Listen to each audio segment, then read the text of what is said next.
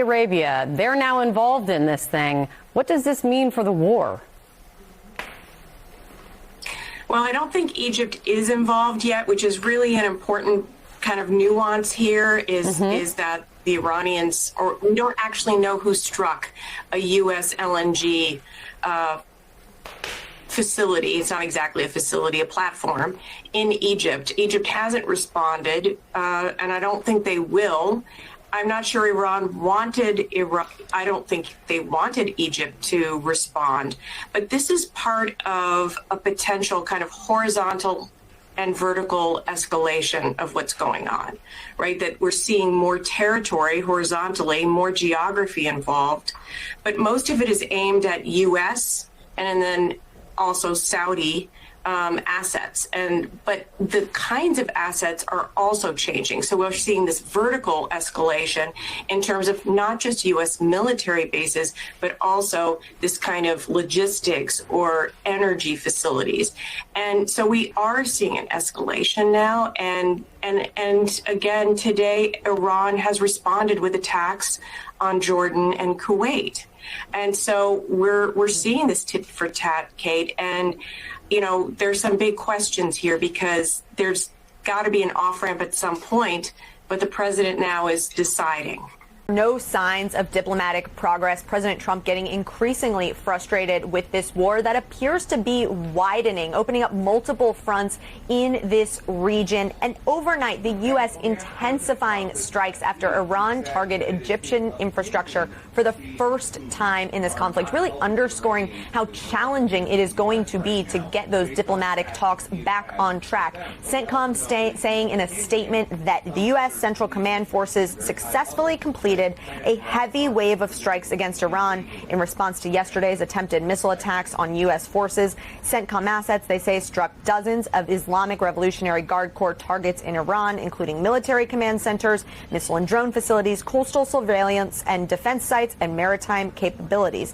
Iran, meanwhile, says that the Strait of Hormuz is going to remain closed. And notably, this comes after on Wednesday into Thursday, the U.S. teamed up with Saudi Arabia to launch joint strikes against Iranian proxies in Iraq. And notably, Saudi's defense minister Khalid bin Salman traveled to the U.S. for a brief visit, meeting with both Vice President J.D. Vance and President Donald Trump. Now, according to sources who tell our colleague Jennifer Hansler over at the State Department, Saudi Arabia's assessment is that Iran is going to seek to create leverage through escalation. Of course, the Saudi stance is they prefer to see this de-escalate. But Iran also still believes that it has political leverage over President Trump with this war just 3 months away from the midterm elections. And that comes as it remains deeply unpopular with the American people. About 28% of respondents to a recent CNN poll approve of Trump's handling of this war. But many of the president's advisors want him to publicly show that he is focused on the economy.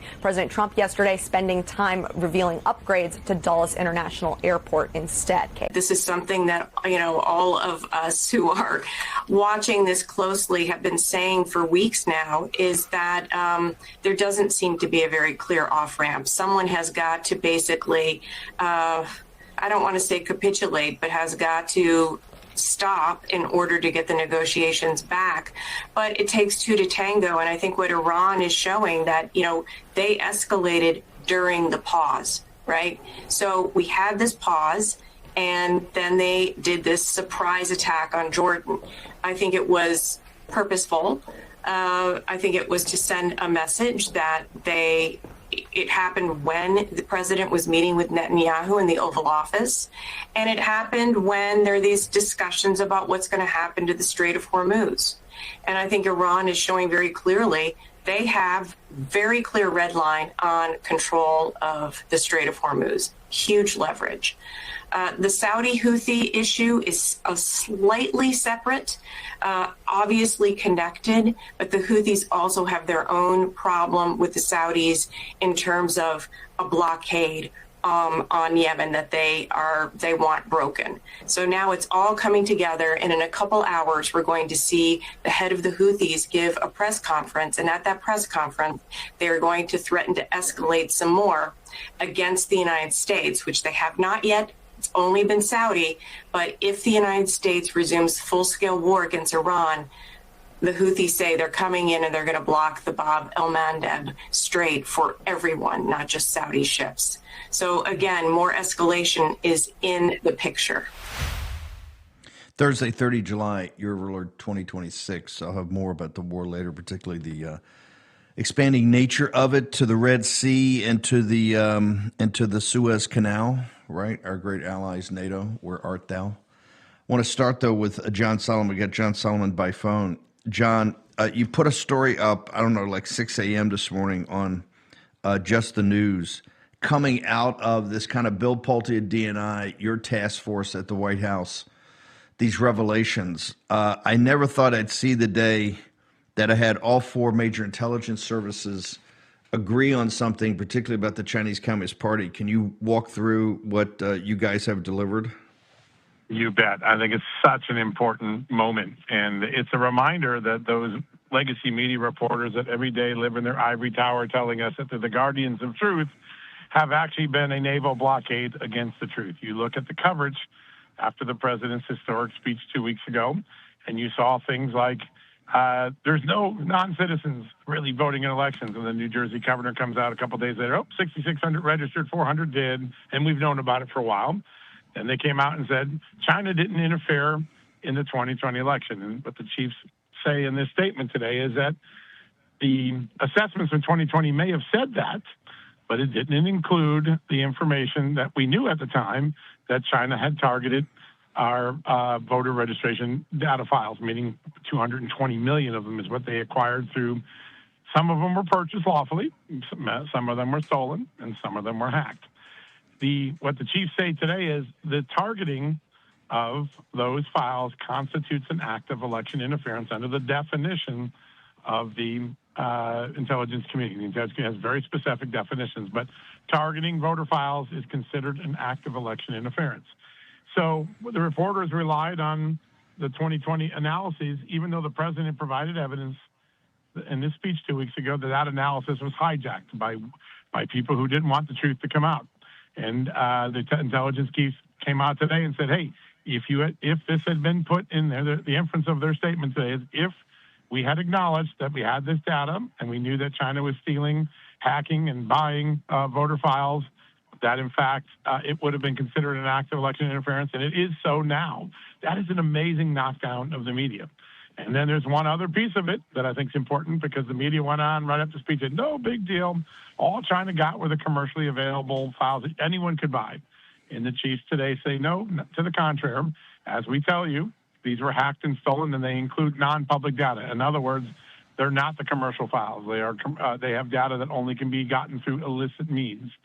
Those three knockdowns are a direct response to a media that has been dishonest about the president's speech and the documents, and they're very helpful to the American public. They help the American public understand what the intelligence community currently thinks about the body of evidence. The final statement, also for those who suggested that President Trump was relitigating the 2020 election or hijacking the truth, the four spy chiefs made it very clear in their final bullet point of their fact sheet that the language that the president used about all the documents they personally approved as accurate.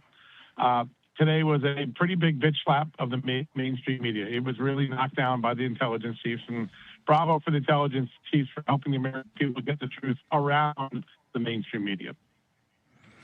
Look, the ability, the Chinese Communist Party to hack it and to manipulate it, and then you've got the 250 to 275,000 non-citizen foreigners, whether illegal aliens or here, quote unquote, legally, on voter rolls in 4 states, which, you know, you extrapolate out to millions.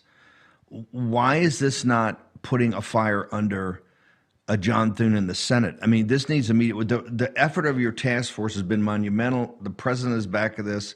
No matter how much the mainstream media try to denigrate it, it turns out that the chiefs, the intelligence chiefs, understand what's going on here. Why don't we have the Save America Act at the top of the agenda, given the overwhelming evidence of not just historic voter interference, but the Chinese Communist Party could continue to do this through other means, sir?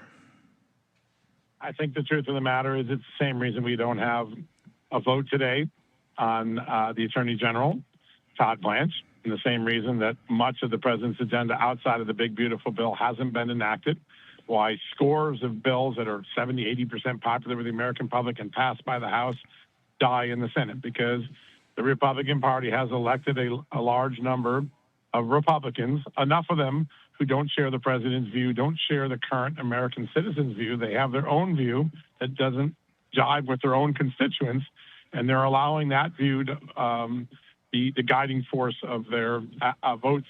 And so they're just blocking an agenda that a majority of Americans voted for, that their president is pushing through, that their own colleagues in the House passed. They have put personal interest personal political interest ahead of their country's interest. There's a small group, but they've been there for a long time, and you can take a look at the last 2 decades on Mitch McConnell's watch, on John Thune's watch, on Tom Tillis's watch. The deficit has grown to an almost unsurvivable level, though every 2 years Republicans go out and say they're the guys who cut the budget. They haven't. They've grown it ridiculously. They are the party that says that we want to fight Islamist terrorism, but then they want to undercut the president in attacking Iranian threats that are posing a threat to our troops in the region. They're the party that says we take China seriously and then doesn't do anything to really combat China threats that are emerging, particularly related to our election infrastructure. The truth of the matter is, if the Republican base doesn't like the senators that are doing this, their only panacea is to get rid of them and replace them, because these senators have created a 20-year record that is anathema to the party's agenda. Compare the work of the Senate to the party's agenda. John Thune and Mitch McConnell own the largest deficits in American history. They own a failure to fix known vulnerabilities in the election system. They own enabling a big part of the Biden agenda that harmed America. Amen. They're not aligned with the party. They have an R next to their name, but their voting record is not quite the R that's in the policy documents of the party. John Solomon, I know since it's classified and you're in charge of a declassification effort, we got about a minute. Can you just give us directionally? You were great on giving us a heads up on this, and it's turned out to be, I think, even bigger than we thought, with the Force Service Chief signing off about the CCP. Directionally, where's the task force going? We've got a little bit more to reveal on election integrity and vulnerabilities that still need to be plugged. We want to make sure that local and state officials understand that systems are as vulnerable as the CIA said in that assessment. And then we're going to pivot to some of the extraordinary abuses that occurred under the color of law at the FBI and inside the intelligence community. There's going to be some crazy bombshells there over the next few weeks. But we'll begin to show how civil liberties were harmed in the name of law enforcement, and how they were abused. And I think we will have a long, hot summer and maybe a long, hot fall of revelations of just how bad the intelligence and FBI was during the Comey Wray era. Jim Jordan has it right. He said it to me a few times. We were wrong. It's worse than we thought. I think Jim Jordan's going to prove to be a prophet on that pronunciation. I think we're going to have a long, hot August, sir. Where do we go for all your content? You're still allowed to be up on, have your show and be on, and have your content. Where do they go? Yeah, justthenews.com is the website. Jay Solomon Reports, of course, is the handle on all social media. And today I have a fun post on how wrong the media was and how the spy chief statements knock it down. And I'm lucky enough to follow you every night on Real America's Voice at 6 o'clock, Just the News, No Noise, a TV show. John Solomon, thank you so much. Honored to have you on here to kick things off on a Thursday. Good to be with you, buddy. We are packed today, and I might even do a rant or two. We got a lot going on up at Capitol Hill globally. Also, the 30-year Treasury, highest number in 20 years. A 30-year jumbo, you want to get a mortgage, 30-year jumbo, 6.9%. The 30-year is 5.2, but a jumbo is 6.9%. The 10-year, the number that drives your financial life, 4.7%. Big article today about what the Republican Senate's going to do with the debt limit. They want to have another increase in the debt limit and want to tie it to one of these must-pass pieces of legislation. All the games they're playing on Capitol Hill, we ain't going to let them be played. John Cornyn, President Trump's best friend, remember in Texas? Remember the time we spent in Texas down there? Blocking Todd Blanche, individually blocking Todd Todd Blanche from advancing. Room. Here's your host, Stephen K. Bannon. Gertz is going to join us later. We're going to get more into the CCP with Navarro and Gertz in hour 2. Bill Gertz, the great Bill Gertz from the Washington Times, probably the best reporter, investigative reporter on all things CCP. We'll get into that. I'm going to talk here. We're going to have some issues on these veterans bills come up in a moment. Spending, the capital markets. It just doesn't have to be the Fed that raises interest rates, right? Yes, that kind of the LIBOR and the Fed funds rate, all that, very important. Don't get me wrong. And now there's a discussion about Warsh thinking about raising rates, or at least, they came out neutral yesterday. There's a lot of discussion. However, just the free market of the bond market is something do not take your eyes off of. I think this is also a response. I mean, overnight we've had, I think, a major escalation of the war, at least geographically.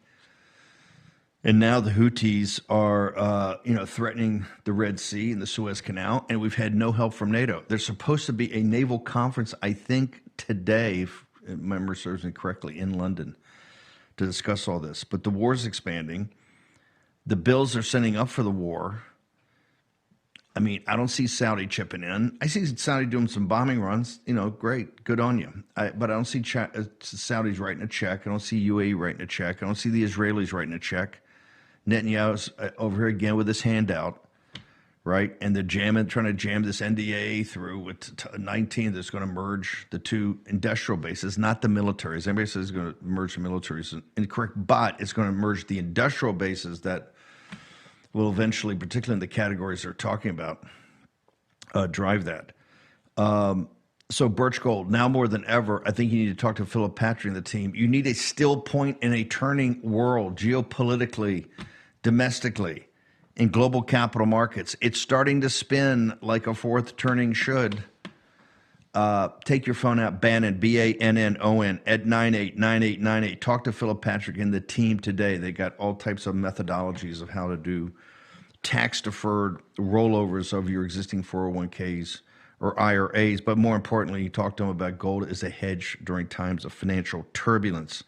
And turbulence we got, folks. Those numbers on the 30 and the 10 are not good news and going to have an impact on your life. This way, there's no free lunch. You keep pursuing a war like this, and you're going to have, particularly at $40 trillion, and the Senate's looking to play all kind of games as only the Senate can play on the debt ceiling. Remember, they gave a $5 trillion just a couple of years ago, which was outrageous. Well, we're going to hit up against that sometime next year. So I think you need to now look at gold as a hedge against times of financial turbulence. Check it out. Talk to Philip Patrick and the team.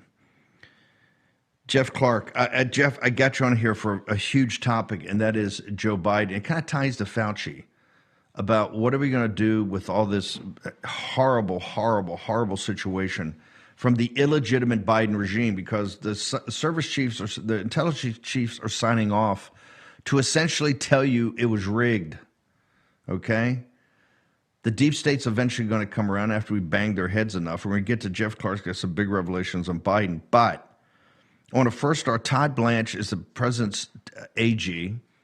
We need to get the AG in there. But what galls me, it's being held by one guy, Cornyn, John Cornyn, who was Trump's best friend. He was the great, I'm Trump's best friend. I have overnights every other day in the Lincoln bedroom before Ken Paxton blew him out in Texas.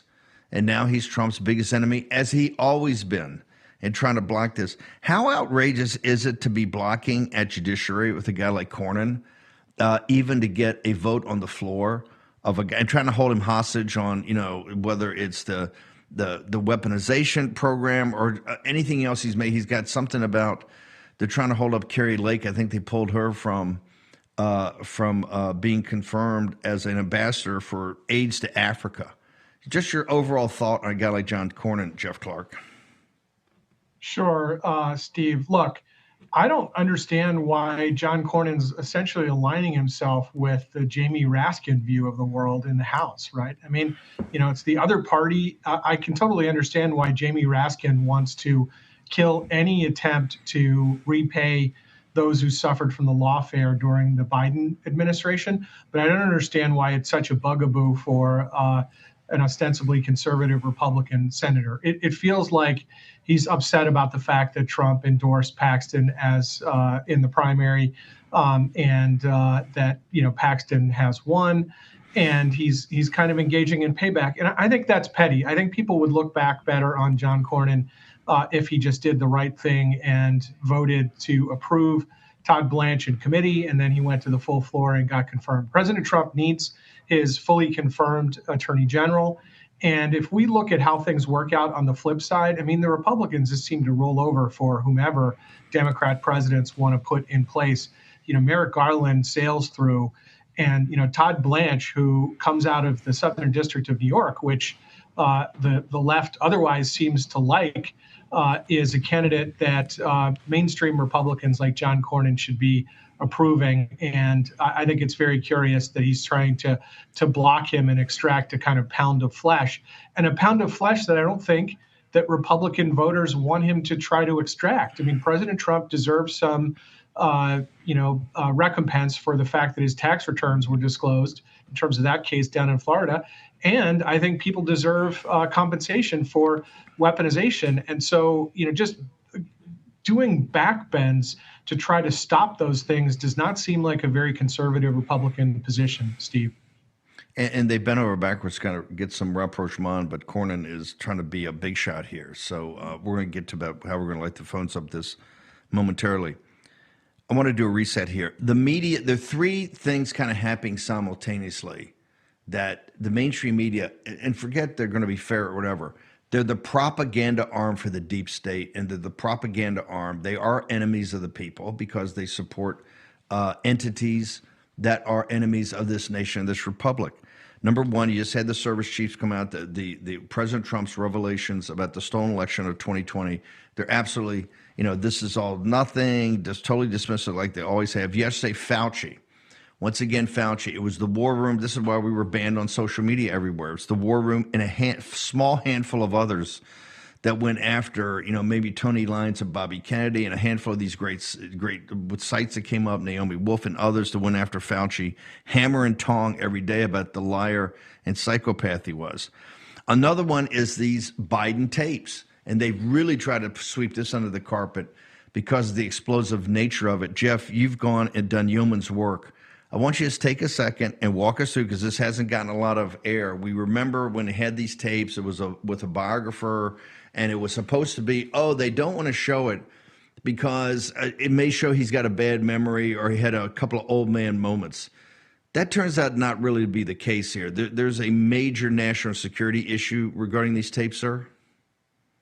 Yes, Steve. And look, the Fauci issue and the Biden issue are intertwined because of the fact that there's the national security issue, which you want me to get into, and I'm going to get into next. But there are, big gaps in his memory. It shows that he's failing, and they still put him up for president. So it's not surprising when we get to his administration starting in 2021 that it's an auto-pen presidency, right? And the pardon for Fauci is auto-penned. That should be looked at very heavily. So that's a link between the two issues. But look, let's talk about before you lose. Isn't his lawyer basically implying that? That's why I had him take the fifth yesterday. Otherwise, why even show up? Hey, look, I went to prison for it, but the Republicans are not going to be as tough and vicious as the Democrats. Fauci would walk. Why would he show? Why did they show up yesterday and take the fifth? If he's got an auto pen pardon, why is he even dealing with this? I don't think the auto pen pardon is going to be. I would take him to court on everything, charge him with all the crimes, and then let a judge deal with it. I think the auto pen gets tossed out. Am I wrong there? Steve, look, I think they should try to do that because that's the justice that Fauci deserves, right? You mentioned, Naomi, you mentioned Robert Kennedy, right? And that all ties to the Maha movement. I think the Maha movement really wants to see accountability for Fauci. So, go forward with a case against him, case or cases, and then he interposes the pardon, and then we see what the courts say, potentially all the way up to the Supreme Court. There's really only one of three outcomes. Either They decide the pardon is valid. Okay, well then you tried, or they decide the pardon is invalid because they look behind it and they see that it was maybe not issued by Biden at all. Maybe it was issued by an incompetent Biden and therefore is very questionable. Or they say, look, we're just not going to look behind pardons at all. And they establish new doctrine about that. But we should have clarity in the law about that. I think the American people are not going to be happy with just giving Fauci a pass and not trying to probe into whether that pardon is really valid or not. What I want to do is hold you. I want to get into this. I want to get into the national security issues of this because it's pretty explosive of what you have delineated for us. So just hang on. Jeff Clark is with us. Mark Lucas is going to join us also. We got Eric Metaxas is in Oxford. He's been there with Socrates in the City talking about the Inklings, C.S. Lewis and Tolkien, Charles Williams, and others are going to have him. Capital markets are exploding. Here's why they're exploding. One, there's geopolitical uncertainty. And that uncertainty, I think, increases because it does not look like this war is going to end tomorrow. There's not like an off-ramp they're looking for right now. I think the president's trying to get somebody among the Persians he can actually negotiate with. What does this mean for you? Plus the spending. The spending's going to have to be addressed. I know nobody on Capitol Hill wants to deal with it. Nobody in Washington wants to do it. The Democrats want to spend more and more and more and more. But that's going to hurt the purchasing power of the dollar. That's why we wrote End of the Dollar Empire and started it 5 years ago when gold was $1,100 an ounce. Birchgold.com/Bannon. End of the Dollar Empire. Get up to speed on everything you need. 8 free installments, all there for you. 9th is coming momentarily as soon as I sign off on the graphics. Talk to Philip Patrick and the team today. Here's your host, Stephen K. Bannon. You know, the cost of money is going up, everything, affordability, but our sponsors are there to try to make your life simpler, frictionless, and to lower your costs. Call Chapter. They've saved already, the data company has saved the War Room Posse over $1 million, but on your Medicare plans. The most important thing, though, is that they have gotten you into optimum plans. That's the key. 845-CHAPTER. That's a hotline just for the War Room Posse. They have consultants and advisors standing by right now. It's called Medicare Without Tears. How about that? 845 War Room. Call today and talk to the folks at Chapter.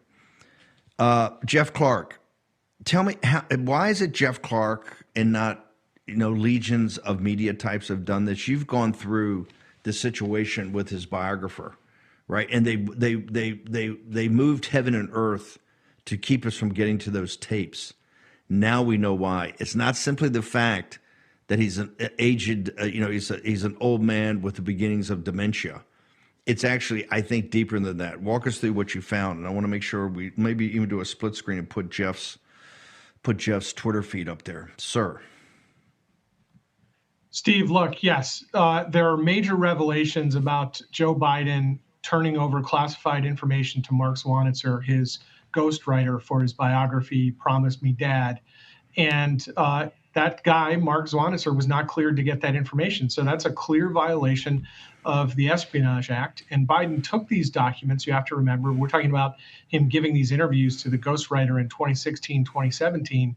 He took the documents going back to when he was senator and when he was vice president. He had no ability to declassify, and he had no ability to take these documents out of Senate skiffs or out of the West Wing or out of the old executive office building. He just had no power to do that. And yet Robert Hur gave him a free pass, which I find at this point is something that should be definitely revisited.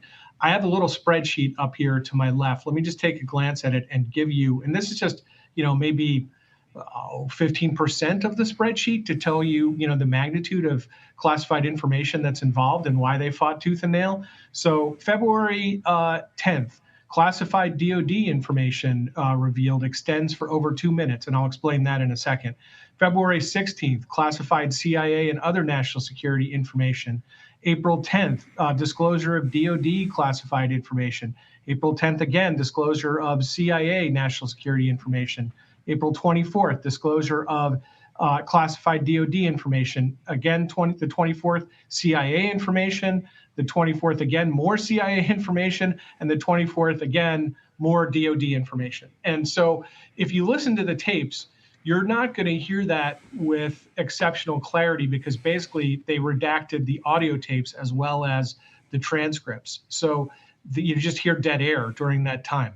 But if you're careful and you're doing what we're doing and we're kind of piecing together, looking at the transcript as well, the exemptions that DOJ cited when they redacted certain information, we can tell this is redacted because it relates to the CIA. This is redacted, it relates to DOD. So that's just all over these tapes and the transcript form of those tapes. And it was a crime for Joe Biden to disclose that. So it's for Robert Hur to give Biden a free pass based on the idea that he had a failing memory, he's not even looking at the right time period, Steve. The right time period is what was Joe Biden's state of mind when he left the Senate? What was Joe Biden's state of mind and took classified documents? What was his state of mind when he took documents that he didn't have the ability to keep with him to his residence when he was vice president?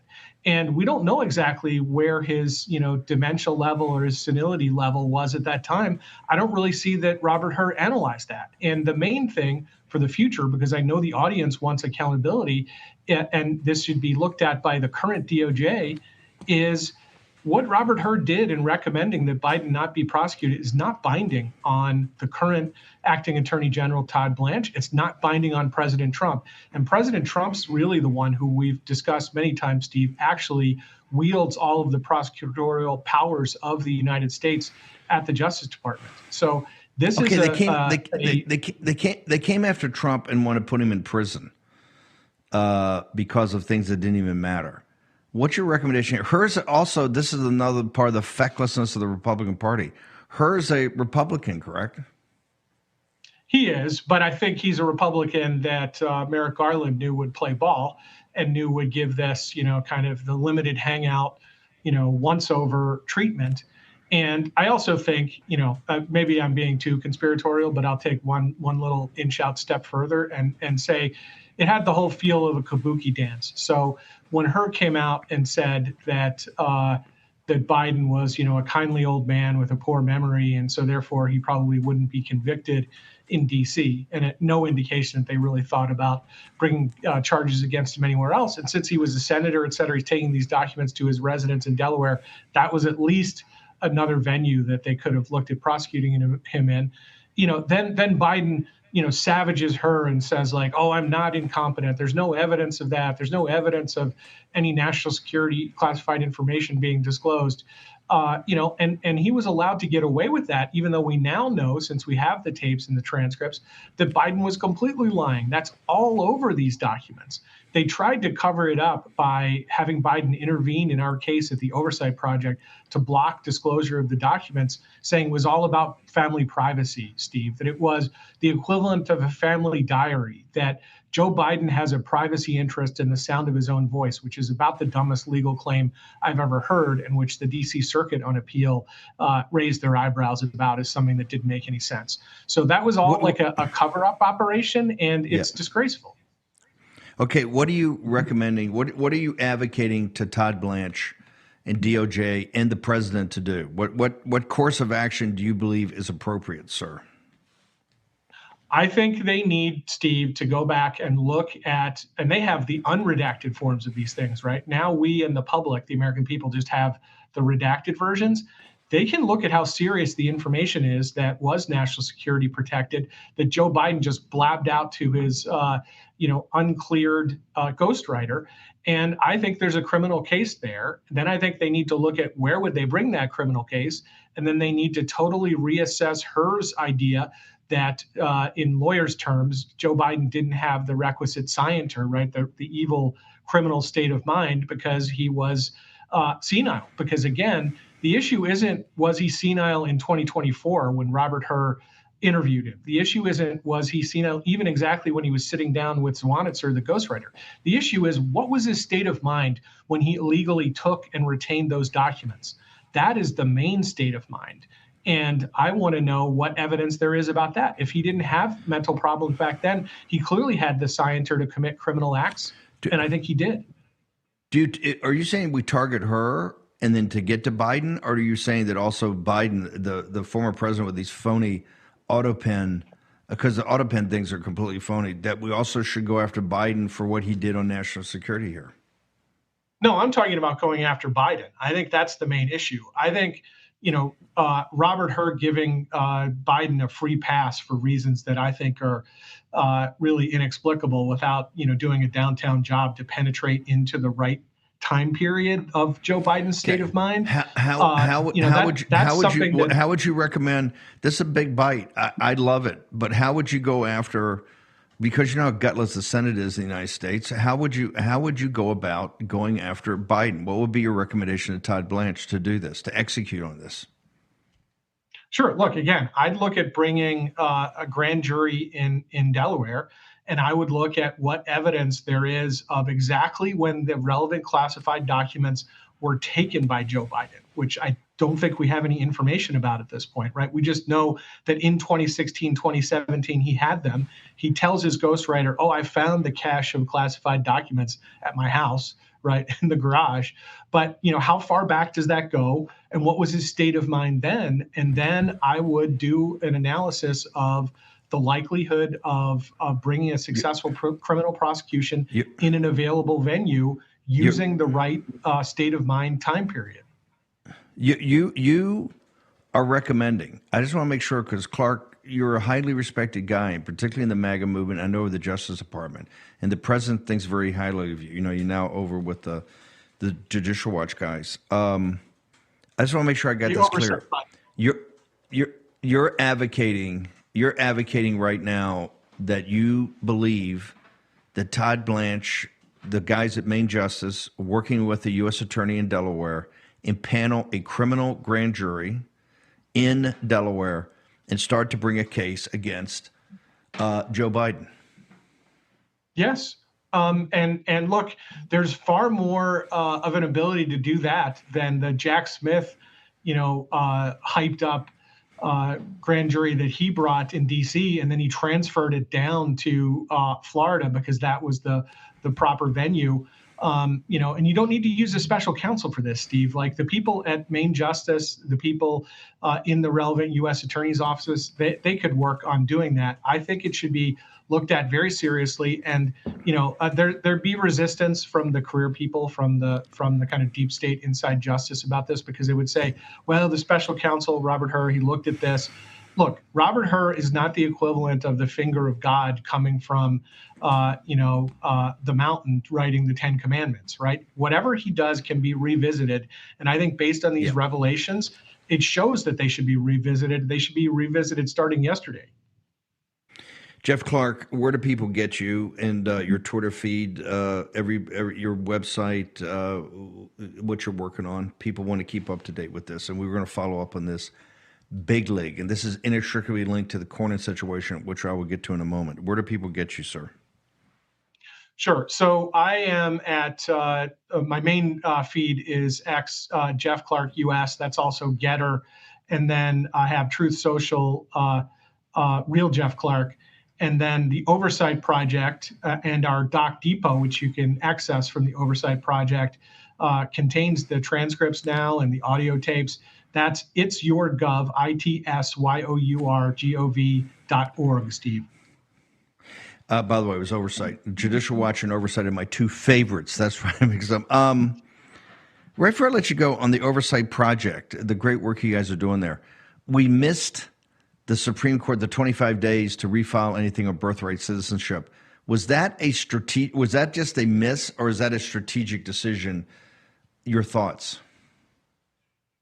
I don't have any inside information about that, but I will say that it's, the Supreme Court hyper rarely grants reconsideration. So that would just be kind of, showing the colors, waving the flag. I don't think it would change anything. Right. I'm much more interested in things like Senator Banks' bill to actually try to fix this problem through legislation. The Haitians, they're not out of Springfield right now. Real quickly, your thoughts on the Haitians about getting them on a bus, getting them on planes, and getting them back to Haiti. You know, all these people who had temporary protected status, they need to go back. The Supreme Court has spoken, and these district judges, Steve, need to get the heck out of the way. Thank you, sir. Look forward to having you back. Mike Howland, the team over at the Oversight Project. Thank you so much. Mark Lewis, we're going to talk about the veterans in a second. I do want to make sure that we're totally on top of this Cornyn situation. This thing's got to move.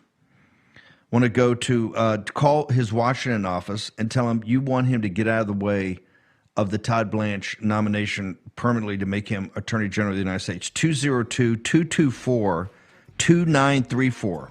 That's 202-224-2934. I'll get this up in a Chiron. Also, his Texas office, 512-469-6034. Tell Senator Cornyn enough is enough. Todd Blanche, we need to move it out of judiciary, get it to the floor, and get a vote on Todd Blanche as the Attorney General of the United States. Here's your host, Stephen K. Bannon. Here's the scam, is that Thune, and I'll get more into the Save America Act in a moment, but Cornyn, these guys, they want the president not just to be a lame duck. Cornyn wants payback and revenge for his disastrous end to his political career in Texas, getting thumped by Ken Paxton. After spending $225 million destroying the grassroots movement and Ken Paxton in the process and making this fight against Tallarico all that much more difficult. Paxton's going to win, but it's going to be a struggle because he had $225 million of negative ads put on top of him by Cornyn, and Cornyn wants payback. Go to Bill Blaster. This is why Grace Chung built Bill Blaster with our development team. Go to Bill Blaster right now, or go if you're in the chat room or online. Mo and Grace will put it up. Bill Blaster has all of his offices in Texas. Call DC 202-224-2934 or the main Texas office at 512-469-6034. But if you go to Bill Blaster right now, they got all the offices. Just tell Cornyn, back freaking off.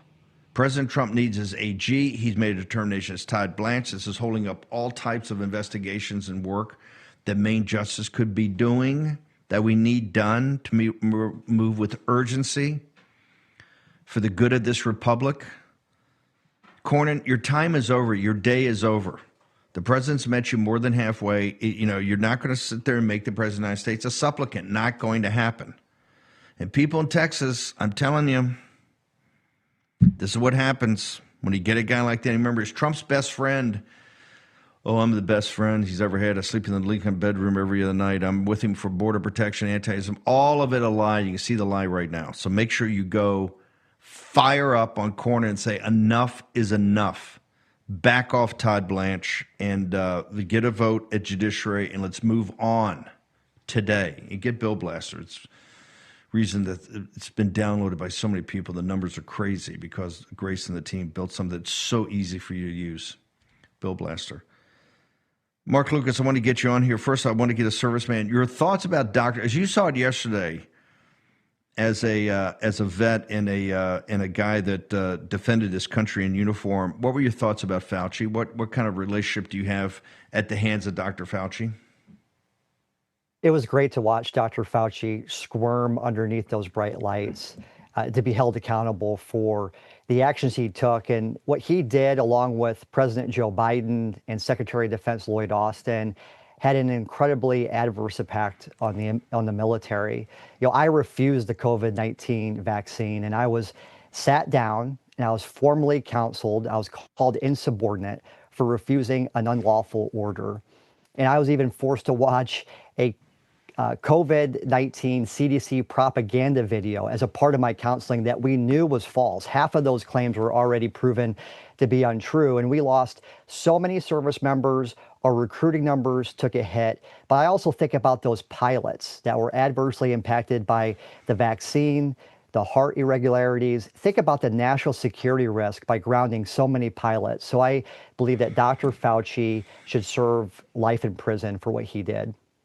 You're pretty. You don't come on here with your hair on fire. You actually believe, as I do, that Fauci should be sentenced to a federal prison, probably Leavenworth, and serve out the rest of his life there, die there. I believe that Dr. Fauci will go down in world history as one of the most evil men who ever walked the face of the earth. And he deserves life in prison, absolutely. And as a husband and as a father, to see what my kids had to endure based off all of his lies and him self-enriching himself. You know, Senator Hawley had an incredible line of questioning that just really called Dr. Fauci out on the carpet. Yeah. So I believe that life in prison is an easy way out for Dr. Fauci. Mark, help me. I'm confused about this veterans bill. We have such a vast audience of veterans that watch the show. Tell me what's going on here. And I don't understand why this thing's just not got more momentum and sailing through, sir. Well, VA Secretary Doug Collins has been a complete and utter disaster for veterans. Meanwhile, President Trump has been the greatest president by far in modern day history for our veterans. And Doug Collins is undermining President Trump's top legislative priority, which is the Take Care of America's Veterans Act. This bill is extremely popular. It will help save veterans' lives. And Doug Collins, as reported in Politico, is undermining the White House, Speaker Johnson. He's advocating against this bill. And now we're going to kill precious floor time after the August recess because Doug Collins has not forcefully talked to House members to tell them about how great this bill is. And meanwhile, Doug Collins is down in Florida yesterday at a military museum when the Senate was debating this bill. What this bill will do is help codify President Trump's historic victories for veterans that, Steve, you and I saw in his first term, which was the VA Accountability Act and the VA Mission Act. The Take Care of America's Veterans Act contains the Veterans Access Act, which will give veterans choice in health care. Hang on, my brain's hurting. If we can grab that Politico article, I want everybody to read the Politico article because it's kind of laid out. Help me out here. We've got a president that puts veterans first and has done more for veterans than any other president. And he's obsessed with this whole tangle in the VA and how you make it better. You've got this bill that's working and veterans love it, pushing it. And yet Doug, who wanted to be the VA head, right, and we got him in and everybody supported him. Why is he fighting it? That's what I don't understand. Why is Collins fighting the very bill that President Trump and the Trump team wants and the veterans want, sir? The worst kept secret at the VA is that Doug Collins wants to run for Senate in Georgia in 2028. And he views any VA reform that could be controversial as being harmful for his potential race down in Georgia. And he is being held hostage by these VA bureaucrats. There's over 300,000 union members at the VA. And this is the same stuff that we dealt with in Trump's first term, that the Democrats leverage the labor unions. They say that any type of reform will hurt veterans, and Doug Collins is falling for that, when instead he should lean in. I've pulled this veteran legislation with Rasmussen. I took it to the White House. I took it to the VA. I briefed VA Secretary's Chief of Staff. I said, VA choice has over 90% approval with the American people. And this bill that Trump is promoting contains the Veterans Access Act. And we find that veteran voters are 75% more likely to vote for a candidate that supports this bill. So not only is Secretary, not only is he not doing the right thing for veterans, but Secretary Collins is also harming House Republicans in vulnerable districts that want to pass these bills to help veterans. Hang on one second, I'm gonna hold you through. We've got Metaxas at Oxford, Navarro at the White House, and Bill Gertz about China. All next in the War Room.